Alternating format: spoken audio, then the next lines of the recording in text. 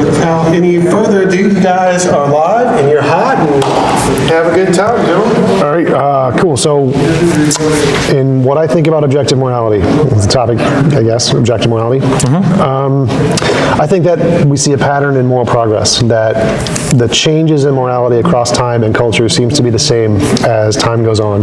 As we gain in the amount of resources we have and the amount of intellectual acuity we have, that there is a specific pattern that occurs across cultures. And I think that we're going to see the same pattern across different species once they get to the same intellectual level. And if we ever discover aliens, we'll see the same pattern in them. And once we get AIs, we'll see the same pattern in them. And if we do see this consistent pattern across different intellectual species of life, then that's good reason to believe that there's this pattern is caused by something greater than just evolution, especially if we see it in AIs, which aren't evolutionary. And if we see it in other planets and other species, that's a good indication that it's more than just human society. And if it's greater than human society and evolution, then I think it's a good indicator that it's probably something more, even though we don't know what that something is yet. I guess broadly speaking, my biggest issue when you talk about any kind of objective moral, am I talking to them or am I talking to you? Me.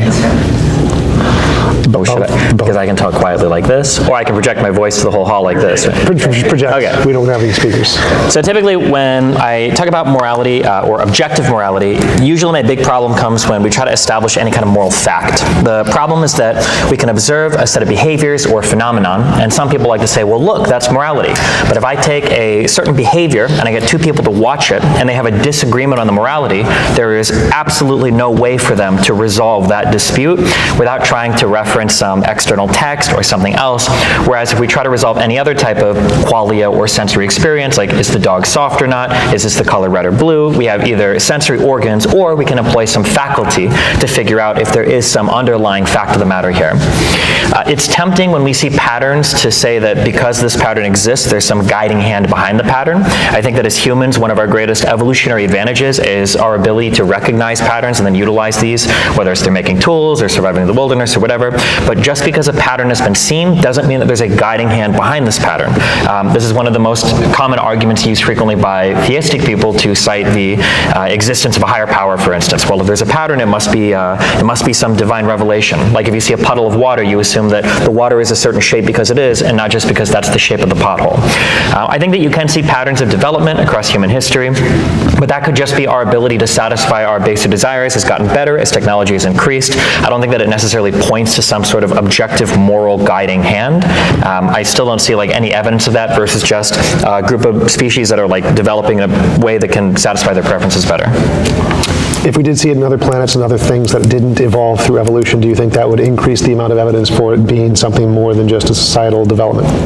Not necessarily, I don't think so. As long as there are other plausible explanations that can be observed, it's hard to jump and say there must be an unobservable, untestable, unseeable, unempirical guiding hand behind all of it. All right, I wouldn't say that. I would say that it will be empirical. I think mine does make testable predictions in the goal that it will be a force of nature like gravity, where it is literally a field that we can measure. So I wouldn't say it's unempirical, but saying that there are other things that could potentially explain it don't seem to be a counter evidence to the fact that it could be caused by this. Like if you make a novel prediction that whatever will send a spaceship around at this distance to go to the moon or whatever, that could also be explained by the fact we're in the matrix, but it doesn't detract from the fact that it's evidence that the world is round and we actually go to space. So the fact that it could be explained by other hypotheses wouldn't be a deterrent from it being positive evidence for a hypothesis that was able to make predictions that others weren't. No, I think that that's absolutely true, but we could surmise a million hypotheses about literally everything. Something that you said specifically is that it will be measurable. How? So when we bring up gravity as an example, I can establish a system where there are no moral agents, there's no thinking, conscious creatures, but I can still measure the effects of gravity that matter will have on other matter. How can I measure the morality of a system rather than just asking, like subjectively, what an individual feels about what they're seeing in front of them? I would say the same way as you do gravity. I'd say it's literally a field like gravity. It's just we just can't measure it yet. We don't have the right tools, we don't have the right developed ability to yet, but I think we will in the future. So I'd say we can literally measure it as a field exactly as we do any of the other fields of physics. Okay, that could be possible, but then so if the argument is essentially there exists this thing, but we have no way to measure it, but hopefully in the future we'll develop tools to measure it, so it doesn't exist in this reality yet. It's either extra reality or immaterial, or it's part of this reality, but we can't even measure it yet. I have no idea how I'm supposed to grapple with that idea. there's like nothing for me to grab onto there. Well, if it was this field, presumably, then that would explain why it would affect every different species across the universe, essentially. And so if there was this pattern that was universal across species, that is not something we would expect if it was purely societal or purely evolutionary, because those would have a greater expected diversity. And so if you can plot out this very specific line going in this very specific direction, that all of the different species are experiencing more progress in the same way, that seems like it would be more indicative of this unknown force affecting all of the different species, rather than just happening by chance for them to come about to this conclusion through evolutionary means. So I think usually a hypothesis for an unknown force will arise when we encounter measurements in a system that we can't explain. So my understanding is that as of right now, we have no idea what dark matter is, or what it might be made out of, or any of the properties of dark matter, but dark matter is hypothesized to exist because we can't explain why gravities aren't like flying apart at hyperspeeds. When it comes to the morality thing, I don't see there being any parts of behavior on the planet where it's like, here's a phenomenon, we've observed it, but we have no explanation for this. We need to bring in some supernatural or some immaterial force to explain why the things are happening the way they are. I totally agree. I think that if we had proof or of a necessity to add in something extra, there would be far greater evidence for it. That's why I said, in the future, I think if we discover this pattern to hold through other species when they evolve, and through other aliens when we discover them, and if AIs discover these, which I believe will happen, that would be stronger evidence for this to be the case, rather than just what we have now. Obviously, if we had an empirical way to demonstrate it now, I'd have a Nobel Prize. But this, in my hypothesis, this is something we're going to discover in the future. And if that happened, would that be sufficient evidence for you to be more inclined to believe this? Yeah, but I mean, what we're starting at right now, so we have zero empirical measurements, we don't have the tools to measure it, we don't have any strong evidence, period, we don't have a necessity to use morality to explain anything.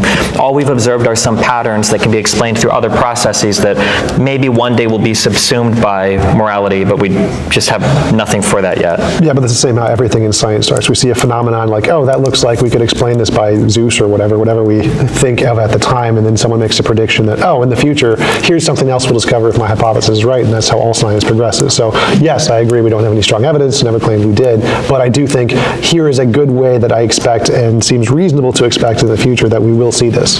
Sure, so people use the like everything in science starts this way, but for every one true scientific theory or theory that ends up being validated, there are a million that are completely and totally bunk. So, I mean, it might be in the future if we have some way to measure this or some way to gather empirical data on it, it might be true, but it only exists as literally just a hypothesis right now. There's no way to test it or do anything else about it, I guess. Yeah, for sure. So it is just a hypothesis at this point, but the reason I'm presenting this is as making these testable predictions, that's a way to differentiate it from all those other infinitely many hypotheses. I'm claiming, if I'm right, here's things we would expect to see in the future. And these are very unexpected predictions given current sociological basis of evolution of base morality. Yeah, but don't you feel like the problem is there are no testable predictions here, and it feels like if something were to regress in some way, it feels like you'd have another explanation for it. So for instance, if we look at a woman's right to have an abortion in the United States, that's something that has gone one way and is now being challenged and is potentially moving the other way in the United States. Does that go counter then to your system? Does that, if you have like a Bayesian probability of it happening, are you now aiming that downwards? Maybe there's less a chance of there being an objective morality? Yes. Or? So I would say that there's a pattern of a whole bunch of different things, and anything going in the opposite direction would be evidence against the hypothesis. And so if there was enough counterexamples to the contrary, then yes, that would be defeaters for the model. Okay. I don't really have anything empirical or anything to grapple with, so I mean, it's an interesting thought experiment, but it only exists in hypothesis at the moment with no way to test it or no way to, so I don't, yeah. What, do we do Q&A or what? Well, yeah, so there's a few more questions though. So sure. If we did find other species that followed the exact same patterns throughout their entire evolutionary histories on other planets, including AIs that didn't evolve, why would you not consider that strong evidence of this case, even without any empirical proof of this field? It seems to be the case that things, at least the way that it works genetically on our planet, genes want to propagate, and so they will develop systems that ensure their survival so that they can propagate, basically, or reproduce, I guess is how we say. If that is the case, then I would expect that as these systems become more complicated and more complex over time, they're going to develop more sophisticated ways of ensuring their propagation. And I don't think that you need any kind of like extra moral fact or extra immaterial thing to explain that guiding hand. It'd be like saying that markets are guided by God, because Adam Smith talks about the invisible hand of the market ensuring competition lowers prices for people. I don't think just because you'll get these kind of these emergent properties from systems doesn't necessarily mean there has to be like a guiding immaterial thing moving those systems in a direction. Right, I'd agree, but I'd say that if this same pattern exists in things that are not biological, like silicone-based life, or computers, AIs that are designed and they come upon the same kind of conclusion, that would indicate that it must be more than just evolutionary in that sense, right? Or evolution could work the same way across the entire galaxy now, or universe. I mean, things that literally didn't evolve, AIs, no evolution. Things that literally didn't evolve. It's hard to imagine something that doesn't evolve from something else, but I mean, I guess it's possible, yeah. Much the same that if I were to discover on another planet, a million light years away, that they worshipped a being that died and came back 3 days later called Jesus Christ, I'd be like, okay, holy shit, maybe, the Jesus thing is real. Yeah, that's possible, yeah. Yeah, for sure. I'd say that would definitely count as evidence of Jesus. If we did discover, like on every different planet, they all believed in Jesus or something. So I'd say that the same thing would apply in morality, that if there is this consistent pattern in things that are both evolved and non-evolved, human, societal, and whatever other alien and AI species there are, I think this would definitely be something we should take seriously as a real potential. Perhaps. So, okay, so I'll push you on this then. How do you measure moral progress? What are you seeing as moral progress? A pattern in the same direction. So whether or not you call it progress or not isn't important. What matters is there a consistent pattern to the way in which the moral inclinations change? And if there is a consistent pattern in that, whether you call it progress or regress doesn't matter. What matters is like if you see a bunch of rocks pointed in the sand, whether you call it up or down, who cares? There's still a specific pattern in the sand. So but what does the pattern look like? For me, I define it as any involuntary imposition of will is immoral, or the extreme would be like, it would be a perfect world would be one where it's impossible to force anyone to do anything they don't consent to. And so that would be the direction that I'm thinking it's going in, based on my model. Why does that have to be morality? Doesn't have to be. It's just the conclusion of what I see as the pattern in moral progress. So I see things changing like LGBTQ rights, women's rights, voters' rights, animal rights. It seems like as we gain in technology and intellectual acuity, it seems that our scope of freedoms increases, that we want people to have more freedom to do what they want to do without being forced to do things that aren't. Sure, but what do you point to say that like this is an example of progress? Like what if I say, well, I'm measuring moral progress by the average weight of a person, and I say that our society is progressing because we weigh more and more. Like what's to say that your measurement of progress is better or worse than my measurement of progress? The place that I'm going to this is that on an ethics or an epistemic level, what I'm trying to get to, it seems like you're invoking normativity to kind of prove normativity. So I'm asking you like, how do you know that moral progress is happening? And you're giving me a discrete set of things like, well, these people are gaining more liberation, or these people have more choices, or these people have less involuntary things based towards them. I'm saying, well, why do you value what is like a voluntary and involuntary action? It seems like to even have that value, you already have to invoke some level of ethics to get there. And that level of ethics, I just don't know where that comes from. If by level of ethics you mean like moral intuitions, yeah, I definitely feel like we have intuitions towards some things being moral and some things not being moral, and those would be like the phenomenon of morality. And is there a pattern in this phenomenon that we use the word morality to refer to? I would say yes, and then that would be those feelings we have towards those specific things. Does that have a pattern? And if yes, then we're going to call that moral progress, because we use the term morality to refer to that set of phenomenon as opposed to other sets of phenomenon. Sure. So then one big issue that I have at the beginning of this, I said, how do you observe a moral fact? Usually these conversations boil down to some level of intuition. My earlier problem with two people disagreeing on a moral fact is there's no way to resolve that disagreement. So if you have two people with juxtaposed moral intuitions, how do you solve for that? So say we have two men and they both want to get married. Now it seems like in your intuition, we have less of an imposition of involuntary action, right? So they're able to get married, but a religious person or another type of person might look at those two people and say, well, this is immorality. Like society's descending into chaos. We're not being loyal to our bodies. We're not acting. The function of a man is not to follow the form of a man being like with another man. This doesn't work this way. How do you resolve the disagreement between these two people who look at at one as moral progress and another as a moral regression? Yeah, so two ways. One would be epistemically. We would look at, essentially, if we had access to all the different alien species, we could look at theirs and say, so this species has progressed to this point technologically and intellectually, what do they do? And this one has progressed to this point, what do they do? And if the pattern holds in one direction, we could find out who's right and who's wrong. And then if we get to the point where we can actually measure this field, we could literally just check the field and say, well, what is it indicating? But until then, I would compare it to the evidence and see, does it follow the pattern in the evidence, which one corresponds best to the pattern. Yeah, but again, we're kind of begging the question with the pattern. That's my issue, is how do we justify that that pattern is an example of moral progress, I guess. Invoking a hypothetical alien species is hard because we have no alien species to look at. Invoking the existence of a tool to measure morality is hard because we can't measure morality. And then even going by technological progress is I think, almost begging the question, because you're already assuming that technological progress is a good thing. So for instance, I wouldn't say it was a good thing. I'd say it's just a pattern in the phenomenon. So as our technological ability increases, so does our feelings of morality, our scope of morality. So the technology there is just something I would expect to cause these feelings to change. Yeah, I guess. It feels like people, I mean, intuitively, I would agree with that because I like technology. But I lived in Nebraska for 30 years. I know there's a lot of people that live in rural areas that would compare themselves to technologically sophisticated city-related areas, and they would not see moral progress there. A lot of them actually would say there's a lot of moral decay that happens there, that the lives that people live in cities are more isolated, there's more moral decay, there's more isolation from one another. So even if you could point to that, let's say a hypothetical alien species existed where there was a lot of technological progress, and then they acted in certain ways, and we would call these ways like indicative of their moral system. Other people might not even look at that as moral progress.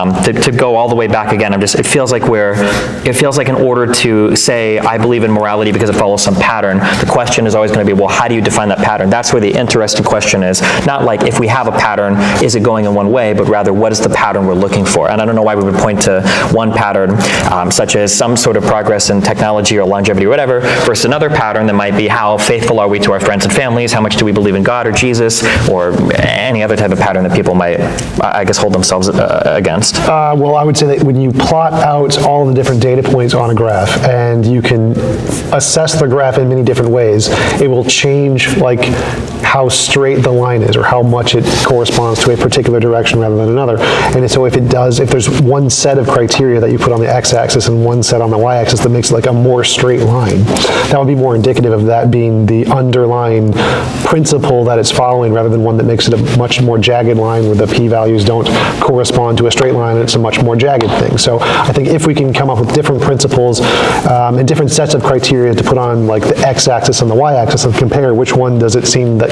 promotes the best, straightest line, would give us an indication of which one is probably more correct than the others.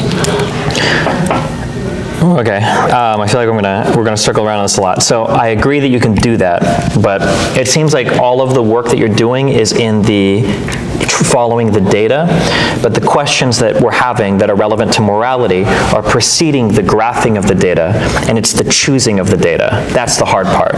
So for instance, if you were to tell me, I want to measure moral progress using this, and then you want to graph it or this, and you want to graph, I'd say, okay, that's cool, okay, I don't care about that. My question is, how do you choose which points to plot? Like, how do you choose what values you want to measure? Because that's always going to be where the moral question lies. So for instance, somebody might say, well, I'm going to plot it based on the average number of computers or cell phones that exist in a nation, because I think the more you have of that, the more technological you answer. And then you could say, oh, well, look, we're making a lot of progress. Somebody else might say, well, I want to graph the average self-reported happiness level of a woman in society. And that's, kind of gone up and down a little bit. Maybe somebody else says, I want to graph it based on the number of people that have reported ADHD or depression. Well, that's going to go down. Or maybe you want to graph it based on the incidences of cancer. That's also going to go down, but that's because we're living longer. So it's like all of these are complicated, and the graphs and the charts are interesting, but the normative questions are preceding the data. I think we want to make it about the data, but the problem is the question is actually, which data are we choosing and why? Because different people are going to value different data.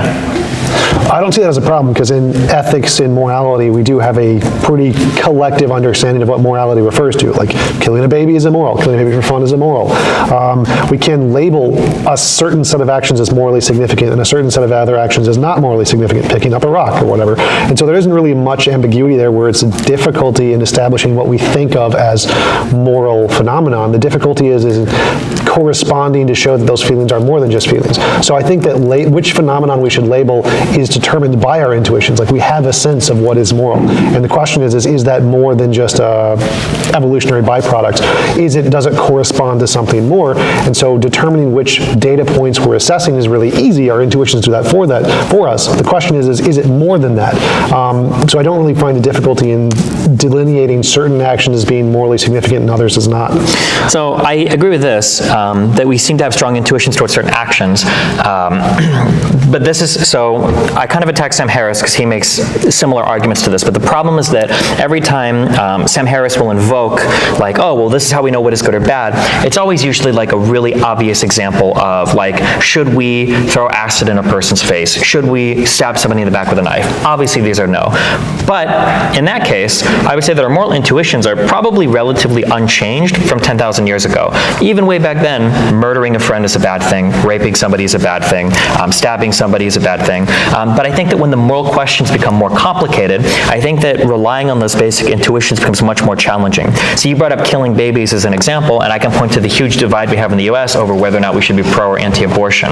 As like, this is like I don't know how we can just make an observation to determine using moral fact what the right or wrong answer is here. It seems like we have to bring in a whole bunch of outside stuff that we can't just observe. It's going to be more immaterial in nature, I guess. I'm not sure what you mean there, because it was just like, if we can determine at what point consciousness exists, we could probably end the debate, I would assume. Like if we can determine there is a soul that goes into it at this point, and it's literally a conscious being, then that would end the debate, whether it's one way or the other.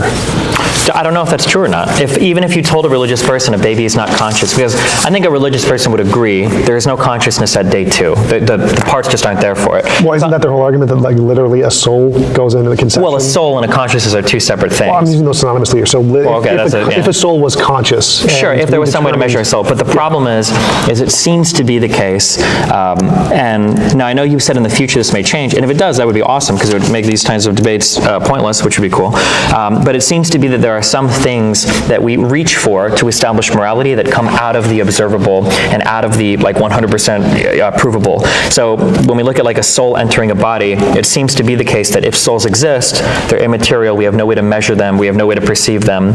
So how do we make an argument over whether or not it should or shouldn't be respected? Well, if we could one day in the future, no, because your statement is that there wasn't some fact we could look at to know one way or the other. If we could know that this is the point it becomes conscious, whether that's a soul-based consciousness or a chemical-based consciousness, there is this fact that is presumably knowable about the universe that could tell us one way or the other that would presumably end the debate, regardless of whether or not we can know it now. Yeah, I agree, but it seems like a lot of the conversation from your point basically revolves around if one day we develop a tool, and if that tool is able to measure a system that we are assuming exists now, then it will justify everything I'm saying. That may be true, but until we have a way to measure that field or that tool is developed, this is only like a thought. Right, I'm going earlier than that. I'm saying if we can discover other species and see the same pattern in other species, that is sufficient enough for my point. Obviously, if we could prove it empirically, that would be there'd be no point of debate. Sure, but then also on the flip side, I could say, what if we observed another species and they live a radically different life? That would be a counterpoint, like you mentioned earlier. Yeah, but we both have equal evidence for either of these things existing, so it seems there's no point in hypothesizing about either existence, no? Well, I mean, I think that would apply with anything in science. You make a prediction and then it goes the wrong way, then obviously that's evidence against the hypothesis. So if there... Yeah, but typically the whole point of, my understanding is that a general hypothesis is usually something that it arises from two things. Either one, you have a contradiction in a current model, or an unexplainable phenomenon in a current model, or two, you're trying to develop like an explanation for something that you currently don't have an explanation for, which I guess is kind of the same as number one. So right now we don't need to bring in moral fact fact to explain anything, I think, in human existence, or in our existence. And two, I don't think we have a contradiction in any of our models anywhere that is showing like, oh God, like we can't explain this behavior, but we must need morality. So it seems like assuming or trying to generate hypotheses for moral fact in the universe when we have no reason to assume it exists, or even that we need it to exist, just seems kind of strange, I guess. Well, I would disagree there. I would say that if we did see this pattern across different species, that's something that would be highly unexpected. That would be a thing that we wouldn't expect given our current understanding. And so if we did see that, that would be very strange, and we would need to add something to explain it. Okay, yeah, true. If we see things that are unexplained in the future, we would need to explain them. I agree. Any other questions? No, that's it. Okay. Do we do like a Q&A thing or what? Yeah, sounds good. Hi. Hey. Do you want to come up so you can like speak into the mic so we can get you on the camera?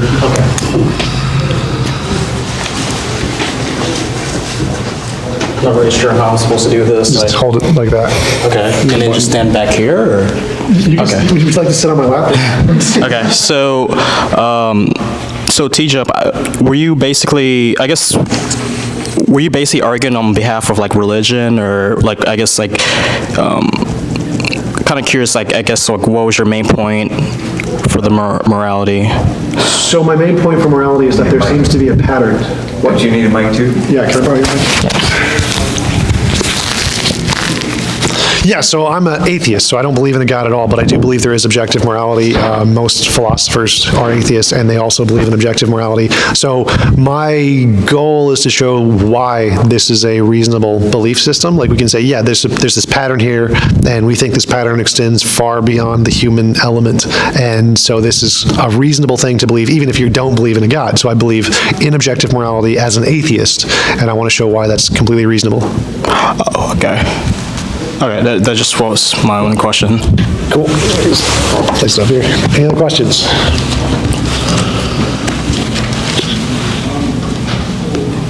Okay. Cool.